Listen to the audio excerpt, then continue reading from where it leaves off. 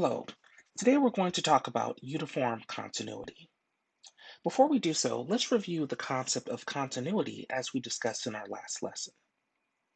Let's let I be a closed interval and f be a well-defined function on this interval. The following are equivalent for any point P between A and B. First, we have the epsilon delta criterion. This asserts that given any positive epsilon, we can find a positive delta such that, in absolute value, f of x minus f of p is less than epsilon whenever, in absolute value, x minus p is less than delta. This is equivalent to the topological criterion.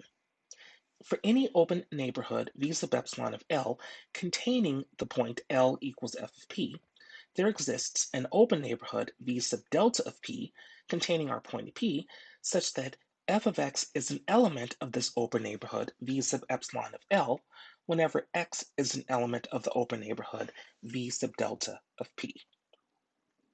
These two are equivalent to the sequential criterion. This says that we have the limit as n increases without bound of f of x sub n equals f of p for all sequences A in terms of xn, says that the limit as n increases without bound of x sub n equals p. If either of these equivalent statements holds, we'll say that f is continuous at a point p. As a corollary, we say that a function f is continuous if and only if the inverse image of an open set is open. That is, given an open set O, the inverse image f minus 1 of O, which consists of those elements x in the interval I, says that f of x is an element of O, is itself an open subset. We also have the following result, which explains how compact sets are related to continuous functions. Let's say that f is a continuous function on a closed interval I from A to B, and let's let K be a compact subset of this closed interval I. First, we have the boundedness theorem. This says that the image of a compact set, namely f of k, which consists of those real numbers y, such that y equals f of x for some x in k, is also a compact set. That is, our function f, when restricted to a compact set k, is a bounded function. Finally, we have the extreme value theorem. This says that there exists elements c and d in our compact set k, such that f of x is between f of d and f of c for all x in the compact set k. That is, our function f, when restricted to a compact set k, attains its maximum f of c and its minimum f of d on k. Today, we'd like to begin with a motivating question. We'll first talk about some results and introduce some definitions. Say that I is a closed interval. We say that a function f is Lipschitz if there exists a constant m such that, in absolute value, f of x minus f of p is less than or equal to m times the absolute value of x minus p for all x and p in our closed interval I. We have a couple of results. First, every linear function is Lipschitz. Second, Lipschitz functions are continuous. Let's prove the first statement. Since a linear function is in the form a1x plus a0, let's denote m as the absolute value of the leading term a sub 1. Then it's easy to check that the absolute value of f of x minus f of p is just equal to the absolute value of a1 times x minus p. So by using the multiplicative nature of absolute values, we see that this is equal to m times the absolute value of x minus p for all x and p in our closed interval I. Now let's show the second statement.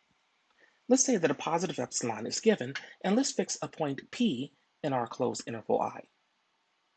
We'll choose delta as that real number that is equal to epsilon divided by m plus 1. So that whenever x minus p is less than delta, then the absolute value of f of x minus f of p, which by assumption is less than or equal to m times the absolute value of x minus p, is now less than or equal to m times delta, And from the way we've chosen delta, this is less than epsilon. So by definition, our function f of x is continuous at p. So here's a motivating question based on this definition and this result. You'll notice that the deltas that we've chosen here are independent of the choice of p. Indeed, the delta we had above for Lipschitz functions is epsilon divided by m plus 1 and does not depend upon the choice of p. So our question is, can we always choose a delta which is independent of the choice of p? Well, this is part of our definition next. Again, let's say that I is a closed interval. We'll say that a function f is uniformly continuous on I if for every positive epsilon there exists a delta such that in absolute value f of x minus f of p is less than epsilon whenever x minus p is less than delta. You'll notice that the difference here between a continuous function at p is that the delta doesn't depend on p. Indeed, this says that for every epsilon, we can choose a delta such that we have these statements about the absolute values of the differences, which work for any x and for any p. So we're going to use this in our proof, the idea that delta does not depend upon either choice of x or p. We have the following four statements. First, every Lipschitz function is uniformly continuous. Second, if f is uniformly continuous, then f is continuous.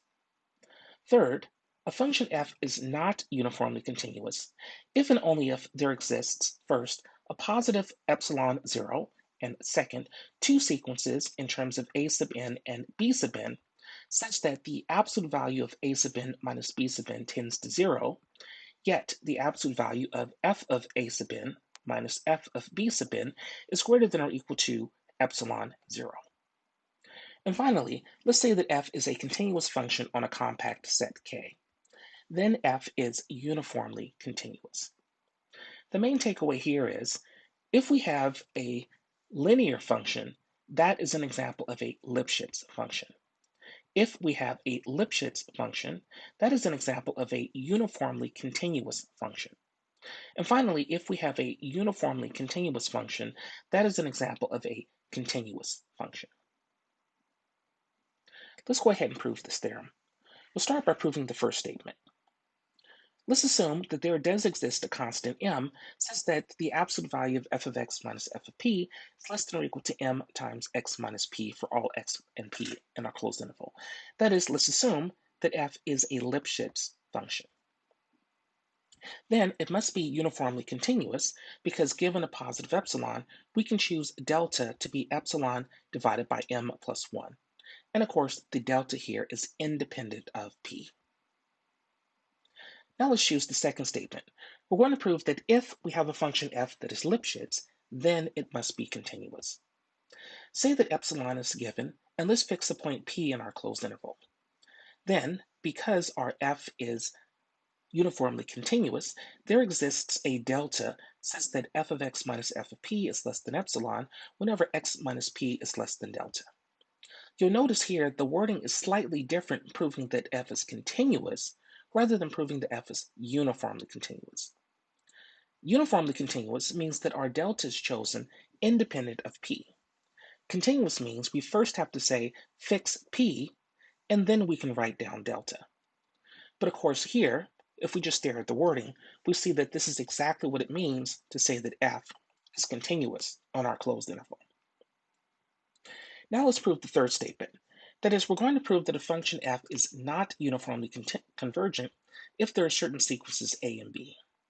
So first, let's assume that f is not uniformly convergent. Then, there exists a positive epsilon 0 such that for any delta sub n, which in this case we'll choose to be 1/2 to the n, we can find elements a sub n and b sub n in our closed interval I, such that the absolute value of f of an minus f of bn is greater than or equal to epsilon 0, and xn minus bn is less than delta n. In this case, the sequences capital A and capital B suffice from the proposition. Conversely, say that we can find two sequences A and B, yet let's assume that our F is uniformly continuous. We're going to find a contradiction here. Given a positive epsilon 0, we can find a delta such that f of x minus f of p is less than epsilon whenever x minus p is less than delta. This is just what it means to be uniformly continuous. However, based on how we've chosen our sequences A and B, we know that AN minus BN tends to 0, so we can find AN and BN such that the absolute value of AN minus BN is less than delta. This means that in absolute value, f of an minus f of bn first is bounded below by epsilon 0, but because this is equal to f of x minus f of p, it is bounded above by epsilon 0. But this here is a contradiction. Let's now prove the final statement. We want to show that if a function is that a function on a compact set K must be uniformly continuous. So this assumes to the contrary that we have a continuous function on a compact set that is not uniformly continuous. According to the previous result, there exists a positive epsilon 0 in sequences A and B such that AN minus BN tends to 0, yet f of AN minus f of BN is bounded below by epsilon 0. But because capital K is compact, we can find convergent subsequences A sub nk and B sub mk, whose limits are a number x, which must be in K, yet f of x is equal to f of A sub nk is equal to f of B sub mk. Of course, the fact that the limits here of the f of the A sub nk must be equal to the limit of the f of b sub mk contradicts the assumption that absolute value of f of an minus f of bn is bounded below by a fixed number epsilon 0. That concludes the proof. Thanks very much for watching.